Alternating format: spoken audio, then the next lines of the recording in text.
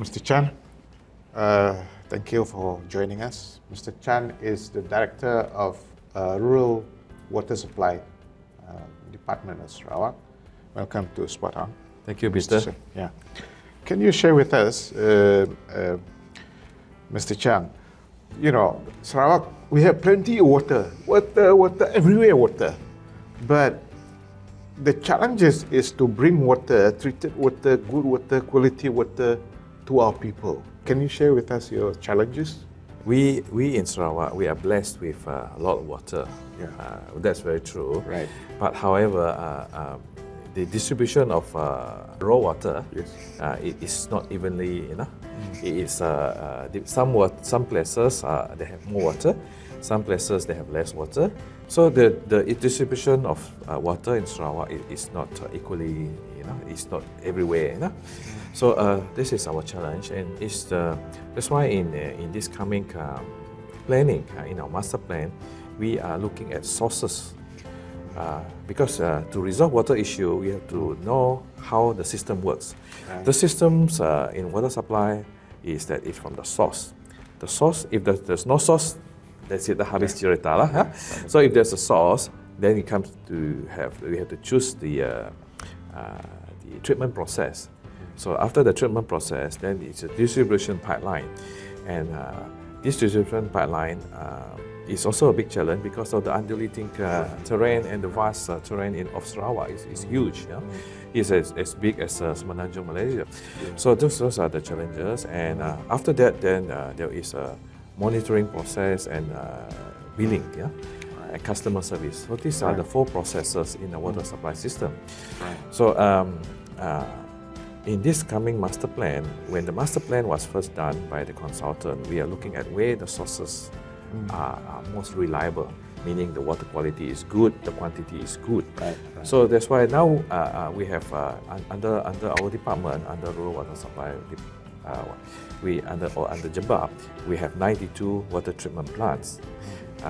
By the year 2025, we want to bring it down to 38. These 38 are strategically located at the correct place where the source is available, reliable, quantity is good, there is no drought there, Right. So, but to do that is a challenge. Right. So that's why the water grid, the concept, the water grid comes in when everything is connected, and this 38. The other the remaining of the 92 will still be in operation, but they are receiving water from these 38 major plants. By the year 2040, we will reduce it further down to 35.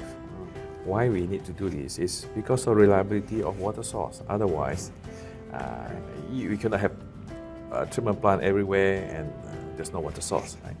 So this is a strategy. And to do that, now we have the master plan, it's easier for us to do that. Yeah, Mr. Chang, how is the project going on?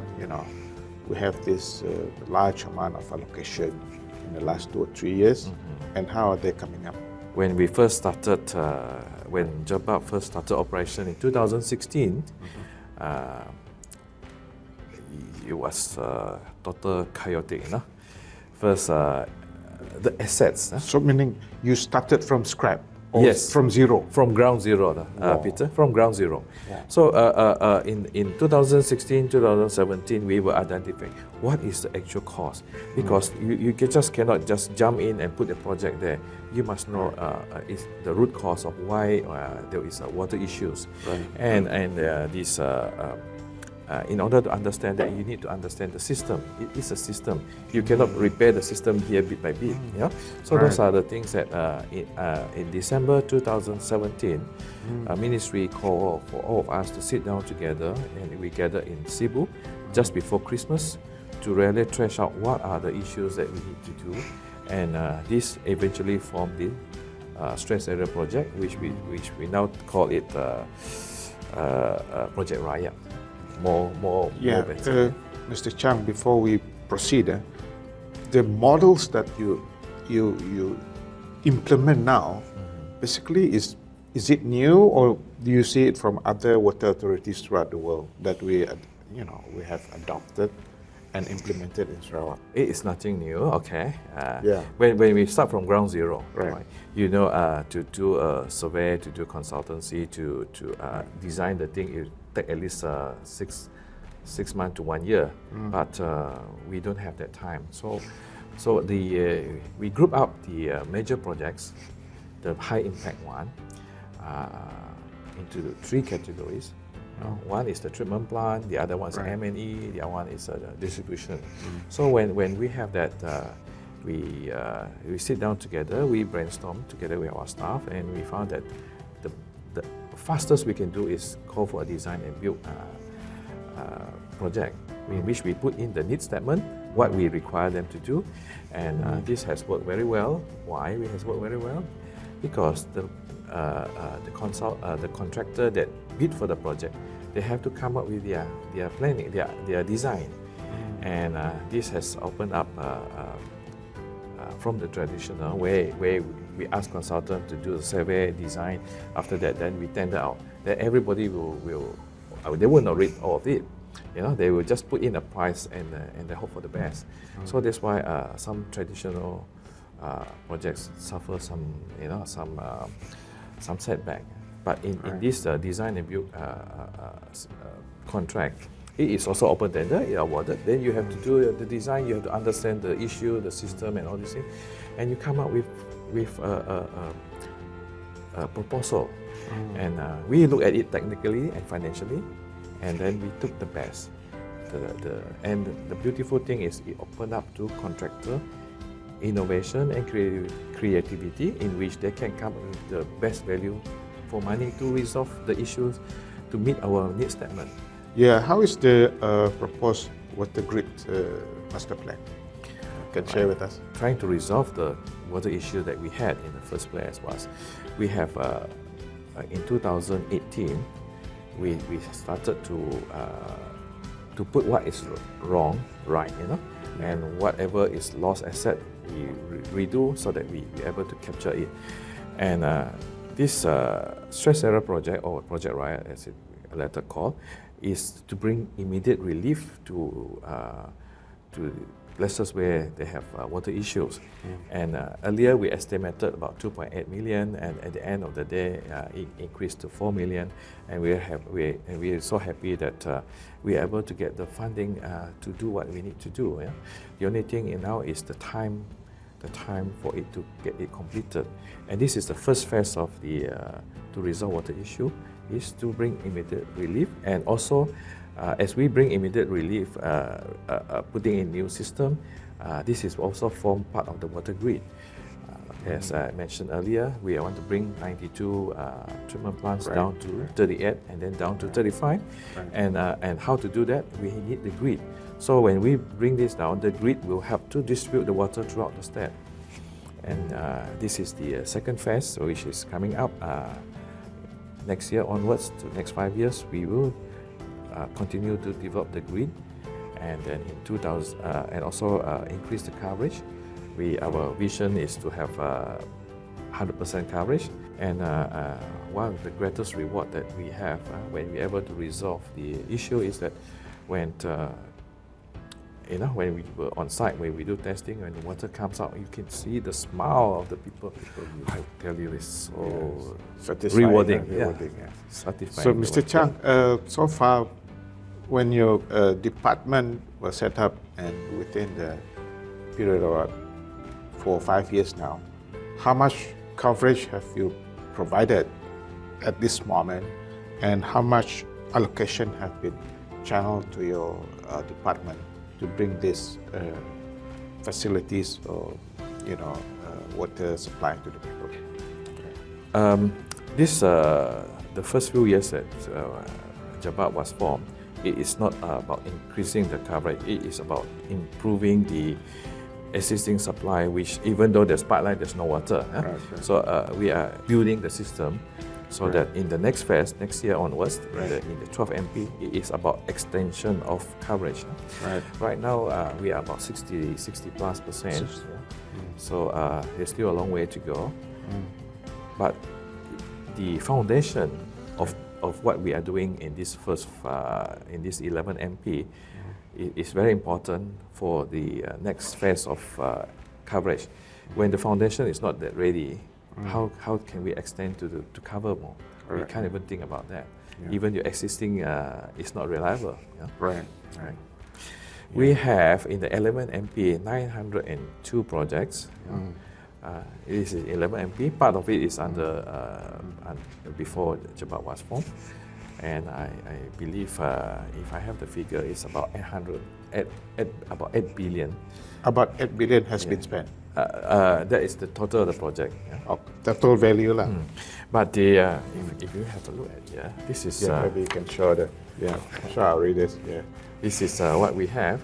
We have as of October, we have 902 projects, value at 8.1 billion, all different category. But the main impact is the Project Raya, which is about 4 billion. We have committed about 3.8 billion now, and I believe we are on target. That's good.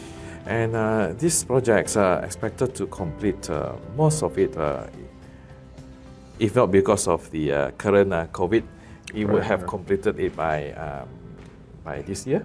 But because of that, the delay will be between 6 to 9 months. So most of the major projects are geared to complete by March, some in June, and the later one that start will be next year. But the bulk of it will be by March and June this year. And we are to do that while the project ongoing. We are also strengthening our organization, and we are adding 3 new units. One is the digitalization unit. It's like driving a car. No? If you don't have the dashboard in the car, you will never know how fast you're going, how much work, how much petrol, what's the temperature, and all these things. So it's the same with our water supply system. We need real-time data so that we are able to monitor what's happening. We have 500 over water tanks. Are they full of water? We never know. So that's why the first phase of digitalization process, we are putting in all these things. Of course, we cannot cover in one tender. The first phase will complete by June next year, in which we will have the major water treatment plant, the critical pressure point, and the water tanks, in which we will know whether there are either water or no water. And if there's no water, we will quickly act to it, so that we will respond before the public complaint. Digitalization, we also have corporate comm. We feel that we need some officer able to relate to the public, so that we can bridge the gap in communication. So this corporate comm was set up about 2 years ago, and has been actively trying to follow up the social media and respond to the public, and share, to tell the public that we care, we really care, but there are certain limitations in doing things, and it takes time, and we are really committed to it. Those are the things that we are looking in. And the other two other important unit that we are working on is the asset management. Our assets is huge, and right now if we do not manage them, it become junk in a while. So this asset management is key. And the other unit that we're looking at is the enforcement part. Enforcement, not only in enforcement, but also to educate. Enforcement educated. Water is very cheap here in Sarawak, so it doesn't give the true value of water. So we need to do a little bit of education to say that this water costs a lot actually to produce, but it's heavily subsidized, so that because it's a necessity, it's one of the basic needs, and please don't take it for granted. But just before I'd like to just ask one last question. Okay, Mr. Chang.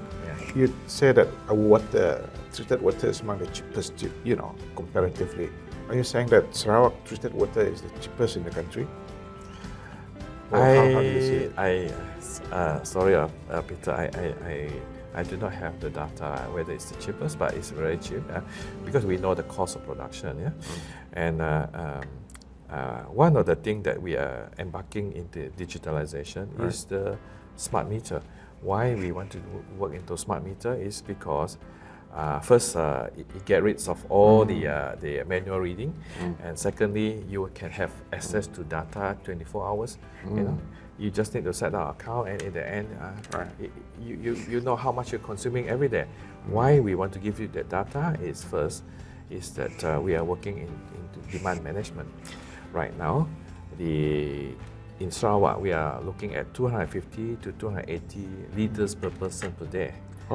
Comparing to Singapore of 150, that means per person per day we are consuming about 100 liters more. You know? And we cannot keep on doing that. You know? We have to. But if we increase the cost of water, it's a burden. Yeah. So why not we do it in a win-win situation? We give you the data so that you're able to monitor your consumption, so that we can give reward on that, and this will ensure that self-regulating, in which you each and everyone play a part. So meaning we are smart customers. Yes. Smart customer. So you know how much you're consuming. Right. You know in your heart how much you're wasting. Yeah. So we can able to reduce it. It's a win-win situation for both. The authority is able to monitor, and you yourself as a consumer able to monitor. So we can do it together, because we cannot do it alone. Yeah? It has to be a team effort from both the end user and the provider, so that we can bring this demand down. I think one last question. I think because this topic is very, very interesting. Yeah. You said about smart meter and so on just now. Have all the households in Sarawak been installed this with the smart meters? Not yet. First, this smart meter technology is evolving all the time. So there are cheap ones, there are expensive ones. So and it also depends on coverage.